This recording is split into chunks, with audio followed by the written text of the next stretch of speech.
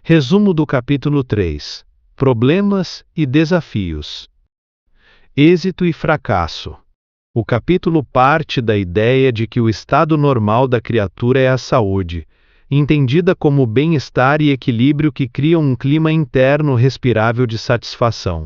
Para esse ritmo harmônico de vida, a maquinaria fisiopsíquica dispõe de automatismos precisos, que sustentam não apenas o funcionamento orgânico, mas também as disposições emocionais necessárias para a criatura elevar-se em suas aspirações idealistas. Por ser um ser pensante, ela se destaca na escala dos seres vivos, compreende mecanismos da vida e pode aplicar o conhecimento na busca da autorrealização e da autoplanificação, que aparecem como o ápice da própria saúde. Assim, a saúde é apresentada como fenômeno natural, que deveria predominar, não fosse a interferência do ponto de vista biopsicológico, das heranças genéticas, dos fatores psicossociais, das ocorrências familiares e das experiências do convívio no lar, que conduzem o ser a distúrbios e doenças. Nesse ponto, o texto critica a visão que reduz a criatura a uma máquina. Se ela fosse apenas isso, a vida não teria finalidade nem objetivo, e o indivíduo já nasceria marcado pelos estigmas dos ancestrais, pelos condicionamentos do lar e pelas pressões da sociedade, como se distonias, síndromes degenerativas e múltiplos fenômenos patológicos fossem mera herança inevitável que condena uns às desgraças, enquanto concede a poucos, por sorte, a felicidade, a saúde e a beleza.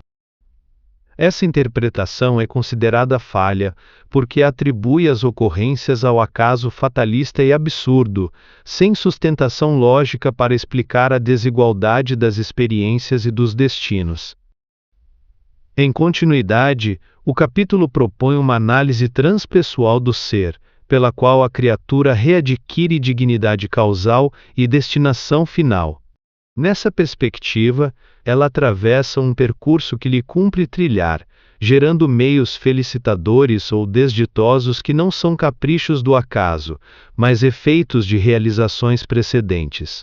Desse modo, passo a passo, desenvolvem-se os atributos da personalidade, ampliam-se os conteúdos da individualidade e aprimoram-se as aptidões latentes, vistas como germes da presença divina em todos. O ser possui recursos e potências ainda não dimensionados, desabrocha e cresce segundo condições inerentes à sua própria natureza, e deve seguir um heliotropismo superior, como impulso de orientação para uma destinação mais elevada. No entanto, enquanto reencarnado e impregnado pelas partículas e moléculas materiais que o revestem, ele muitas vezes distorce a visão do êxito. Passa a confundi-lo com deleite contínuo, como se o sucesso fosse o acúmulo de prazeres hedonistas proporcionados por posição social relevante e por poder político e econômico, permitindo um desfrutar prolongado. Ao esquecer a impermanência de tudo e a fugacidade do tempo, pelo qual apenas transita na dimensão de eternidade, ele se desgasta, envelhece, adoece e morre, e o imprevisível o surpreende. Então surgem saturação, desinteresse, paixões desordenadas e frustrações, que produzem desequilíbrios interiores e se expressam em tormentos para si e para os outros no relacionamento pessoal. Na busca do êxito, quando psicologicamente imaturo, o ser investe todos os valores na conquista externa, e a competição torna-se estímulo para galgar degraus de destaque. Ao mesmo tempo, porém, desce moralmente nos padrões íntimos à medida que ascende na aparência, criando uma dicotomia entre o que acontece por dentro e o que se exibe por fora. Essa divisão o infelicita, perturba seu senso de avaliação e sua consideração da realidade e pode ferir profundamente a pessoa. O texto descreve então uma caça ao êxito, como se na floresta humana ele fosse o objetivo essencial da vida, confundindo-se triunfo exterior com realização de harmonia interior.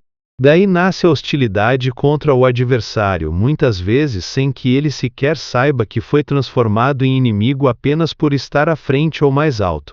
Segue-se o passo do outro, ocupa-se o lugar imediatamente inferior que ele deixou, até emparelhar e derrubá-lo para assumir sua posição.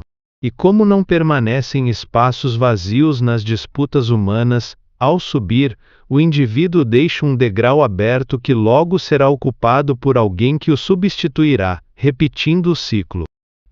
Assim, o triunfo de hoje torna-se prólogo do desencanto e das lágrimas de amanhã, porque sorrisos podem converter-se em esgares e aplausos podem transformar-se em apedrejamentos, quando se reconhece que a população humana alimenta aspirações semelhantes e conflitos equivalentes. A criatura, afirma o texto, é as suas necessidades, e por isso diferentes pensadores buscaram classificar os biótipos e temperamentos. William James distingue espíritos fracos e fortes. Ernest Kretschmer relaciona personalidades à compleição, apontando tipos como o pícnico, o atlético e o astênico, e daí deriva tendências como esquizoides e ciclotímicas, enquanto Carl Gustav Jung considera os tipos introvertidos e extrovertidos. Apesar das nomenclaturas, o capítulo ressalta um impulso comum, pois os fracos desejam fortalecer-se, os ciclotímicos anseiam por harmonizar-se e os introvertidos buscam exteriorizar-se. Nesse cenário, as psicoterapias atuam conforme as revelações do inconsciente, procurando retirar dos arquivos do psiquismo os fatores geradores de traumas e conflitos, interpretando ocorrências de sonhos nos estados oníricos, e valorizando liberações catársicas em análises prolongadas. Nem sempre, porém, serão encontradas as matrizes das patologias apenas nesse campo, porque podem estar profundamente registradas no espírito como decorrência de condutas, atividades e sucessos de reencarnações passadas. Portanto, somente uma sondagem cuidadosa dos arcanos do ser pretérito poderia alcançar causas antigas que geram problemas atuais.